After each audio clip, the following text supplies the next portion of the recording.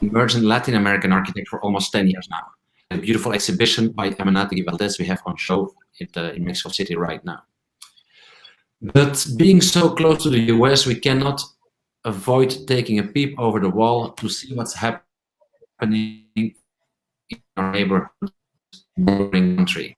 And talking about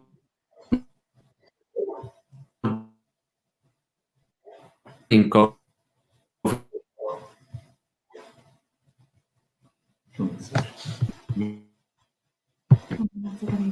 it says it's fine for us.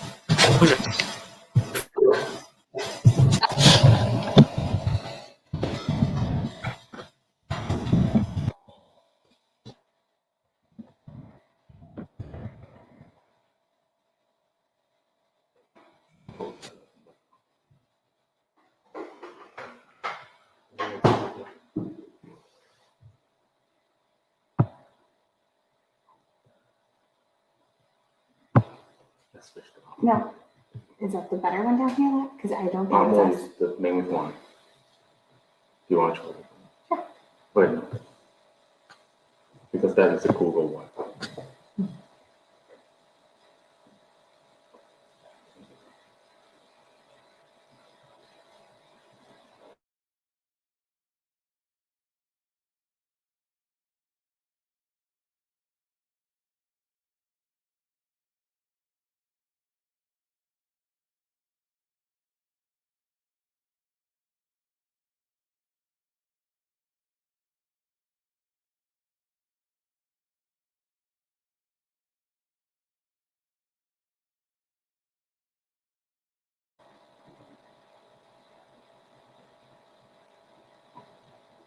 when you want me to start?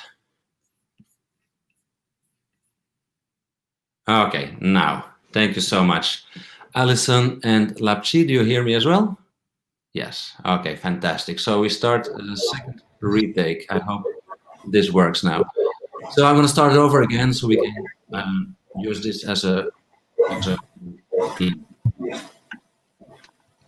So thank you so much for joining us tonight in this first edition of La Casa del Vecino, our neighbor's house. As a non-profit organization, LIGA has been promoting emergent Latin American architects for almost 10 years, like the beautiful exhibition of Amenátegui Valdés we have currently on show in Mexico City. But being so close to the US, we cannot avoid taking a peep over the wall to see what's going on in our neighboring country. And talking about neighbors, what better topic to discuss than the private house, especially in COVID times when we all, I guess you as well, have spent too much time in our domestic space. And so we're presenting now a first series of 5 30-minute conversations in which we will discuss one single residential project by outstanding architectural practices from the USA.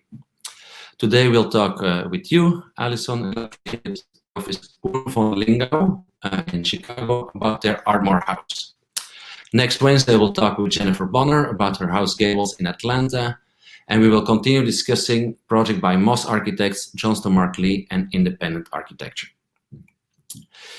We want to thank enormously Panel Rey for making this project happen. As a company that is increasingly present on both sides of the border, I think your support for this program is a well-suited gift to LIGA. So thank you very much, Ramiro and Humberto, to support this program.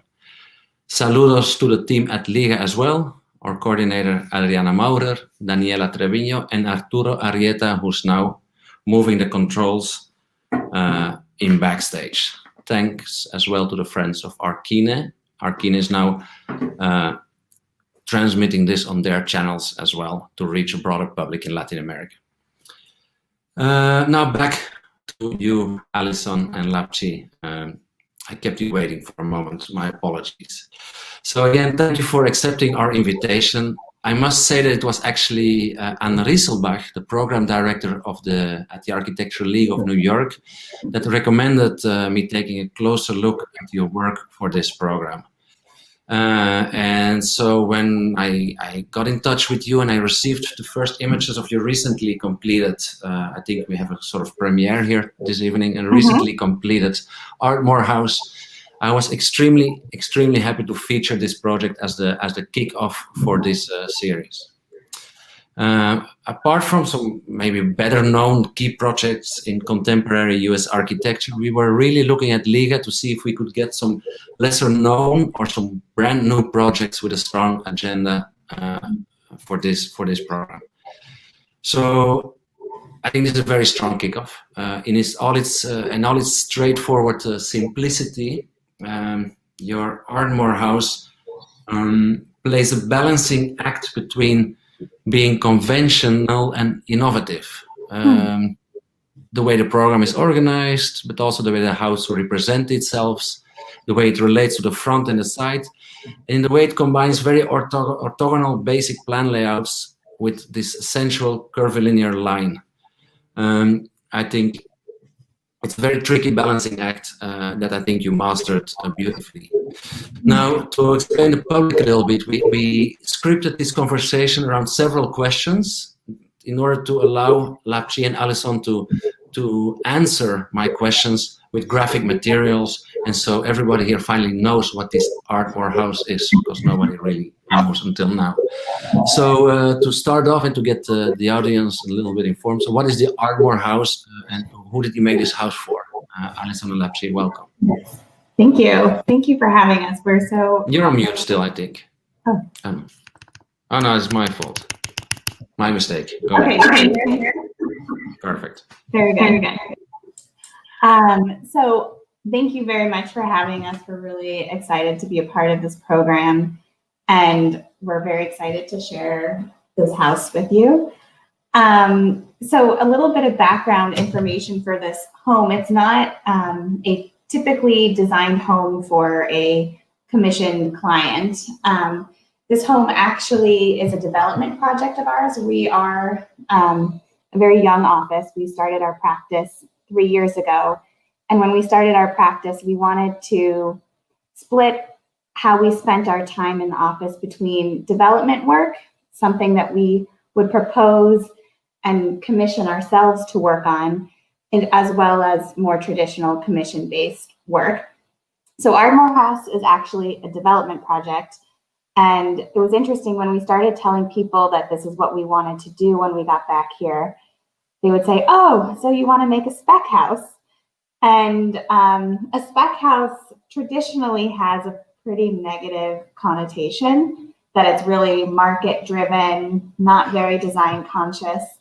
But we actually like the origination of the word, which is speculative, a speculative house. And that was our intention with this home, to really rethink what is the home and what can the home be in the future, and what can the home be in a very urban context and as a single family home.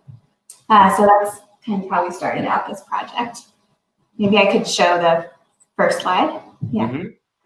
Mm-hmm. So you'll see this home, maybe from this image you can't quite tell, but it's on an alleyway. That's where the car is driving. And if we go to the next slide, we can see the site condition here. It's a really traditional urban site in Chicago, where we have all these 25-foot by 125-foot lots. And so when we were looking for land with our real estate agent, as a developer, we had a very tight budget to work with. So the properties we were seeing were something was always wrong with them, basically. And they were undesirable in one way or another. And this one in particular, our real estate agent was suggesting we do not buy because it's noisy along the alleyway. There's no privacy. He said, you're just going to see garbage trucks all day long. No one will ever want to buy a new home here. And so we understood those concepts, and we thought maybe we could try to design around them in an interesting way. Mm-hmm. And so the next slide just shows that condition a bit more, to say that you can see this is on the alleyway. So we wanted to take the standard lot and transform it. So when you talk about, often when we talk about the American house or the residential project in America, one often thinks about sort of generic suburban residential plot. No, so often conditions are quite, let's say, banal or not relevant for the design development. In your case, that is different. No, the site became like a sort of crucial motor to start to develop your project. Yeah, it's very true. If this had been a lot in the middle of the block, we would have had a very different response. But because we had so many constraints to work with, we had to really rethink not just what is living in a very abstract way to think what is the future of living, but how can we make living desirable on this particular lot at the same time? So it was these two forces at once that we were really working with. So maybe we could go back to the slides and then the next one. So our approach to this site had to be, how can we work with this privacy issue and this noise issue? And when we think about the traditional section, traditionally in a single family home, you sleep on your second floor and you have all of your living program on the first floor, like your kitchen, your dining, and your family room, and then you store everything in your basement.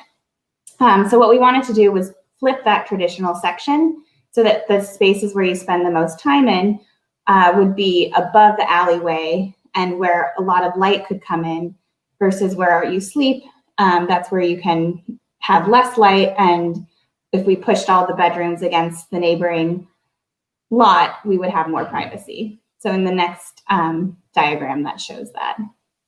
So we created this more solid middle section, which is where the bedrooms would be, and we pushed them further against the neighboring apartment, so they would have more privacy from the alleyway. And then the second level is structured as totally open by these 4 trusses. Making the shifts you proposed, I explained it earlier, or talked about as a sort of tricky balancing act between the conventional and the innovative. Of course, when you do this shift, you also all of a sudden live underneath these roof trusses. No, they will come to play a sort of an important role in the way you live the house. Is it structurally as well a sort of balancing act between the traditional and some more daring proposal? Can you explain us a little bit? Yes. Can we show the slide, please? Next, please.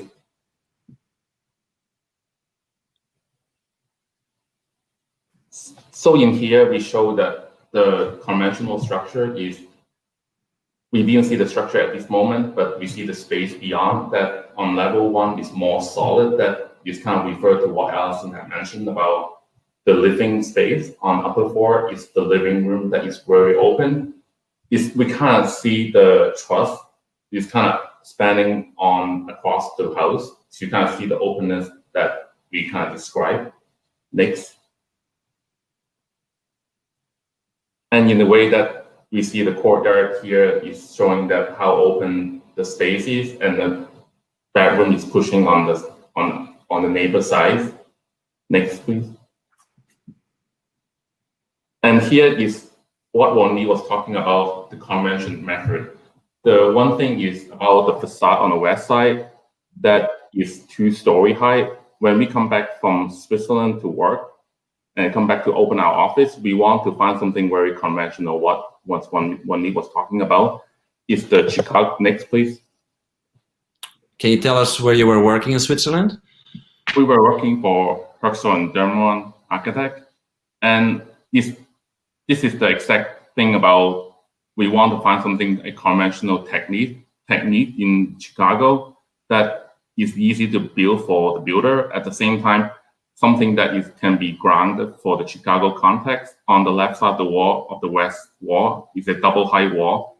We use the Chicago balloon frame that is a 2 by stud that grounded from level 1 to level 2 that hold up the 4 trusses on the right side. Next, please.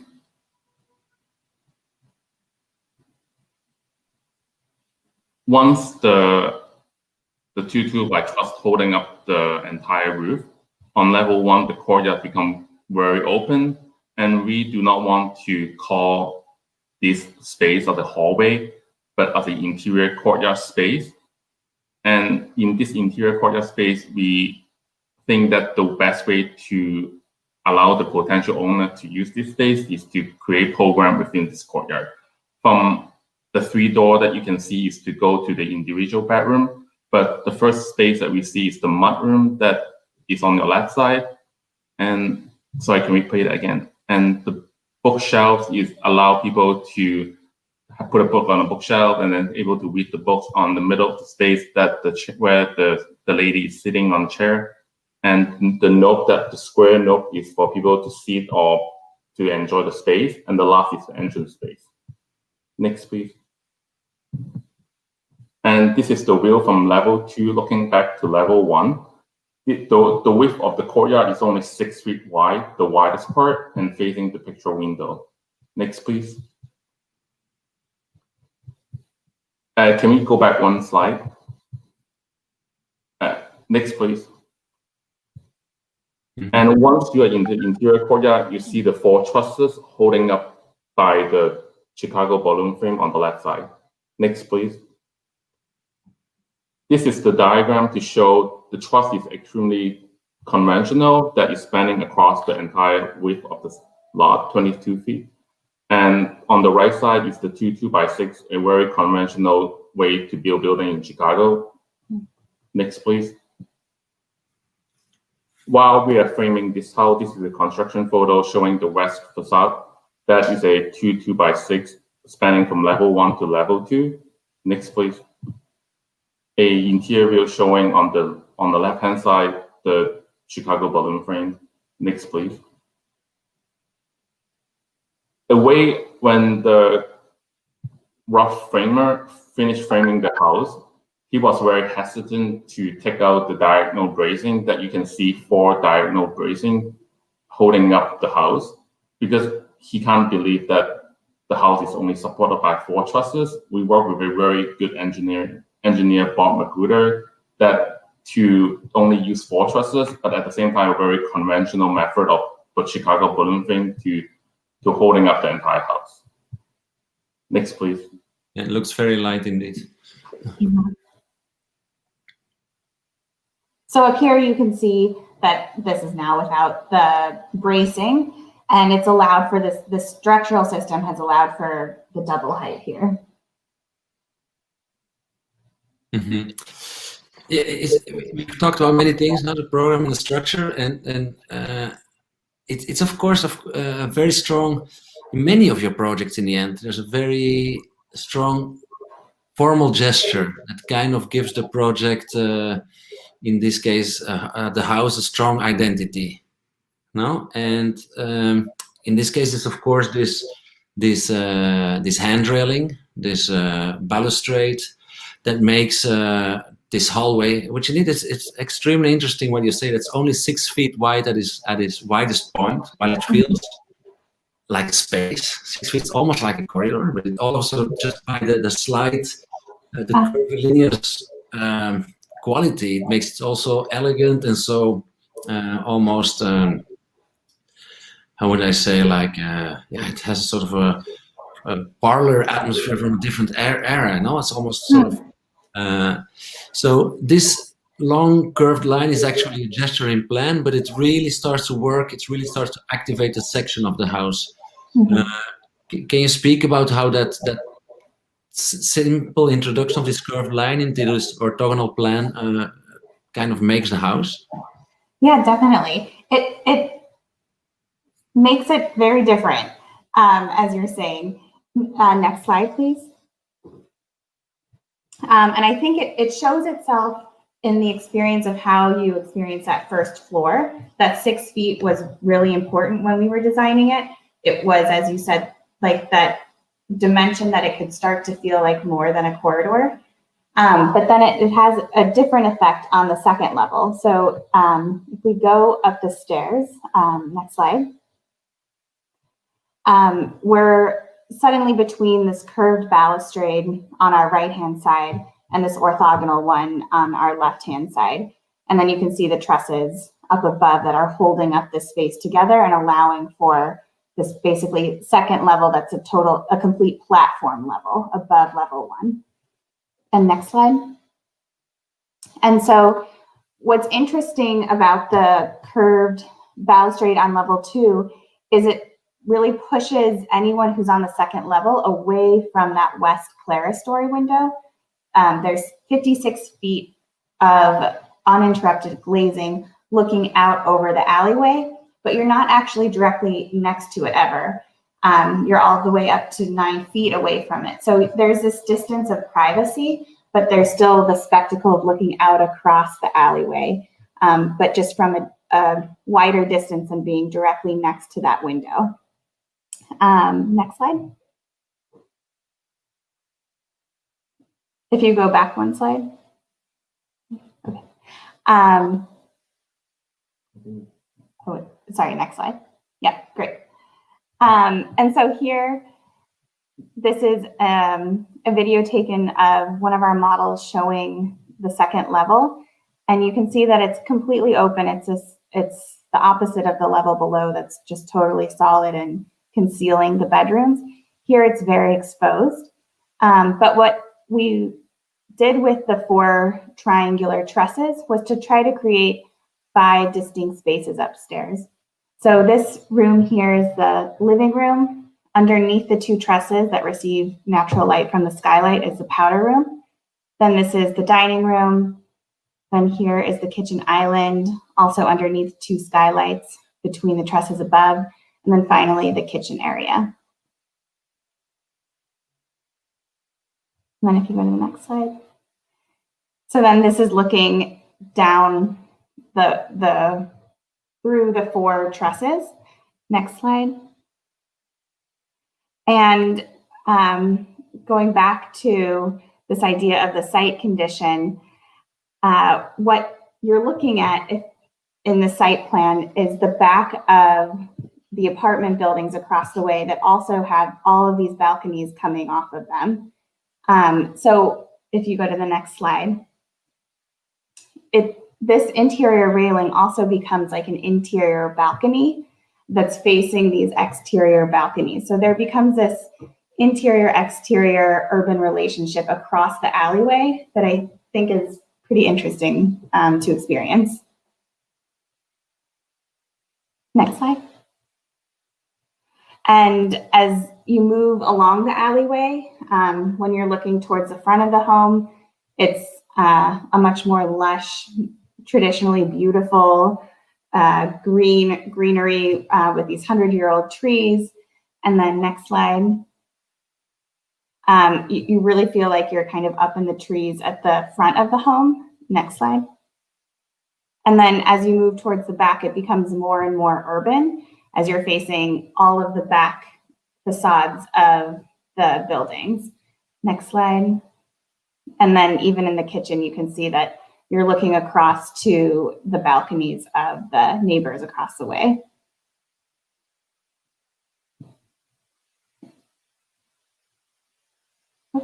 To me, no? Sorry, I missed it. What did you say? No, I said it also has a very Japanese vibe to me. You know, like it reminds me of a lot of contemporary Japanese architects, not only in its materiality, of course, but also like in these houses where all of a sudden like sort of different sectional strategies are applied to kind of, yeah, create a sort of intersection of smaller spaces, making the house all of a sudden like absolutely generous and three-dimensional. I think that's what happens with a lot of housing project, that the only place where the house is really three-dimensional is the moment of the intersection of the staircase. Yeah. And I think here that that is something, that's something completely, much more. One thing is about, you mentioned about Japanese, is I think Japanese architecture is willing to accept the urban reality. And when we built this house in Chicago, and the way to frame the view is not trying to be biased, is anything is fine because we accept the reality of what the surrounding is. We accept where the neighbor's house, the balcony, that's not the bad thing. It's just the reality of the space. And we, instead of hiding this, we kind of celebrate this condition. I think that's why it's similar to the Japanese architecture context. Yeah, I think that's really interesting that you say that, because it's really true. I think they really sometimes they're very daring in the way they construct their architecture, because they're just also willing to understand that they live a lot of times in architecture also. And I'm thinking about some houses of Goasegawa, for example. They relate to, in a very open way, to the pedestrian alleyways. And I think a lot of times we relate the single-family house as sort of very introvert module that is not really searching to relate to the city or to the context, apart from one single facade. No, their frontal facade is their representation on the street. And I think classical or traditionally, a lot of the single-family houses, especially in the city, have been like only the facade is actually the design element, and that's why all of a sudden these back facades become so interesting as well, because that's where they become all of a sudden more spontaneous and more loose.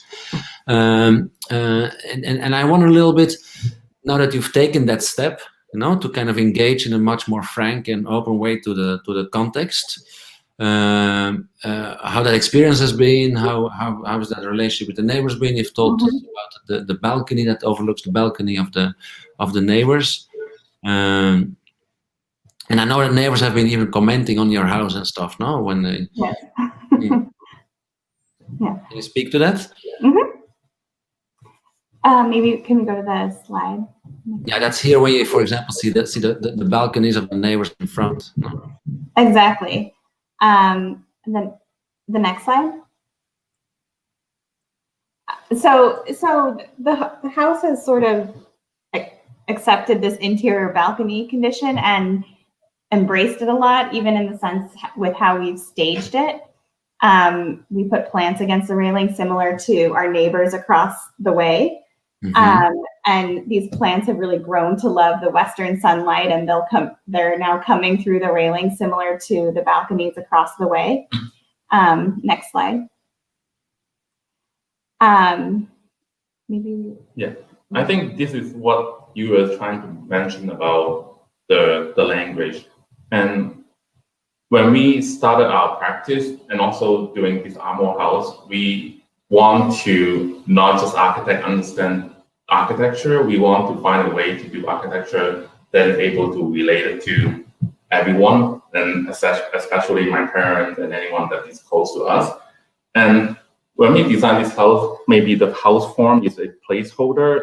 We didn't really spend a lot of energy in the beginning to find a form of a house, but we're aware that a house form is, even a little kid can enjoy a house form exactly like this. And since we know the interior, we do a lot of eruption on the interior, and then we want to find a way to relate it back to people about how does the house look like, and instead of let them think about is this a house or not, once they see the form, they know it's a house. Next slide, please.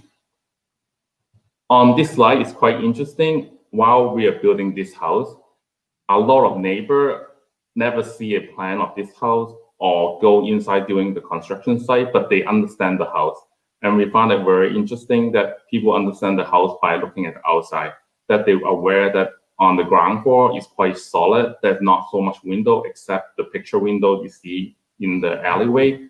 And beyond the picture frame, that there's a door there. It's kind of suggesting perhaps the bedroom is on the level 1. And on level 2, they have a 56-foot long ribbon window. Perhaps it's going to be the living space. Even they do not go inside, but the form suggests that the flipping of the section that is living on top and sleeping on the ground level. And it's interesting. We've actually witnessed neighbors explaining to other people what's going on in the house, just like that. Like if we've had a window open, we've heard this happen. So it's sort of really interesting how the home communicates itself. Next, please. You may wonder why the facade is black and gray. Perhaps we get a clue here from the Range Rover. And initially the house is actually all black. And we found that a black monolithic house is quite massive and it doesn't really fit the scale of the neighborhood. And one day, Allison and I was driving around and see our favorite car that we cannot afford is the new Range Rover, which show here is black on the top and gray on the bottom. We will start questioning why a new expensive car start to make this kind of two color tone, and maybe is to break up the scale of this massive car. And we kind of test out some rendering. Next slide, please. To test out some collage and rendering to show maybe we can use it bi-color to break up the scale of the house. And we got so excited and we sent it to our brother and an image of this rendering, an image of the Range Rover. And then he kind of joked, he sent it back another image to us. Next slide, please. It's the Rothko painting. It's literally black on top and gray on the bottom. And he kind of jokingly said, do not tell anyone about the Range Rover. Let's just tell everyone about it's inspired by the Rothko painting. And the interesting part of this is architect us, we kind of got inspiration from Range Rover, but at the same time, my brother is an engineer that he's talking about a Rothko painting. Exactly. Next slide, please. And this is the image showing at night on the alleyway. To go and back what Allison is saying, the neighbor even haven't gone inside the house. They suggested that 4 truss looking on the level 2 is a very open space, and on level 1 that is all the bedroom facing the neighbor side is only a picture window facing the alley. Yeah, it's interesting because that picture window makes it. I mean, with the front door and the picture window, kind of the house doesn't seem to have a direction. It seems to kind of have as much emphasis to its side facade as it has to its front facade. I think that's really really beautiful in its development. And of course, I didn't. The reason why I wanted to talk to you is not only because I like the Ardmore House. I also am interested in your full body of work. I think it's always interesting. I think projects just do not stand by themselves. There's always a creator or team of creators behind this. And I really wonder how this project, because this is, if I understand well, your first build project. So how that first build project relates to the rest of your work, of your design work, and how maybe as well, like building something or your experiences building something have changed or have made you think different about certain elements of the practice. I think that could be quite interesting. Yeah, definitely. I think for this project, it goes back to about trying to make the project relatable and understandable. I think that's something how we try to approach a lot of the work in our office. If you go to the next slide, we have a diagram showing how we try to communicate pretty simple, obvious forms and their usefulness or their potential to be used as architecture.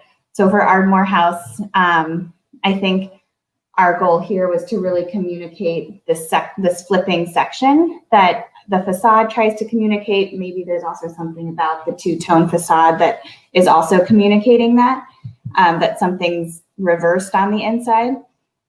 We also have a Riverwalk project along the Chicago River that we'll be working on next summer, or building next summer. And that project, if you go back one slide, is a big pyramid canopy that has different playful items underneath it. And this, I think, is communicating a symbol of a space to come and enjoy and try out something new in. And our tabletop apartments, the last project in this diagram, is really simply the form of what a table is like, stacked on top of each other to create apartment buildings. And the idea, I think, with a lot of these forms is a phrase we use a lot, which we say borrowing the familiar, as a way to try to take something that many people know and recreate it, repurpose it, or re-image it that it can still be recognizable, but maybe has a different use, a different experience, a different atmosphere. But there's still this connection that it's not this totally foreign, unknown alien object that you're going into, but there's sort of some familiarity already. So there's something that's relatable and easy to understand. With the tabletop, a part of that would be almost like the simplicity of a structure of floor slabs and columns, you know, like exactly. kind of table, this kind of table structure. Right. And then we have one more slide, I think.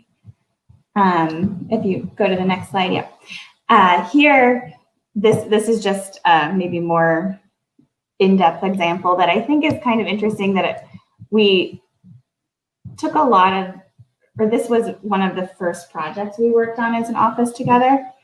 And what was important here was thinking about new housing typologies and how we could rethink living very densely.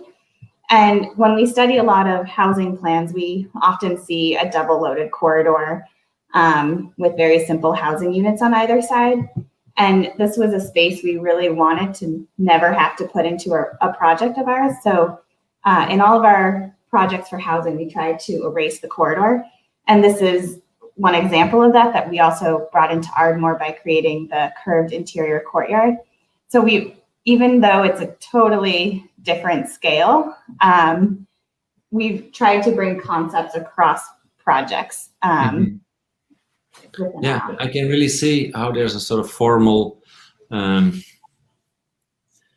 excuse or something that kind of throws things off and allows you to kind of rethink and then to create new typologies. Because in the end, you're not interested, I believe, in creating that formal exception. That's just maybe sort of a starting point, an excuse, but to then really create these different housing solutions and typologies like you did at the Ardmore House. I find it absolutely fascinating. I'd love to talk longer, but as you know, I mean, we never managed. I don't think we will ever manage. I'm trying to keep this within like 30 minutes. But I just want to thank you again for being with us and showing your project. I think this was an extremely good kickoff. I hope to see more of your studio soon. I want to invite everybody as well to join us next week for Jennifer Bonner. She's going to talk about Haus Gables in Atlanta. And then the next 3 shows after that as well. Alison and Lapchi, thank you so much. And thanks again to Panel Rey for making this possible. Thank you very much. Thank you so much. Thank you. Take care. See you soon. We talk later. Ciao. Bye.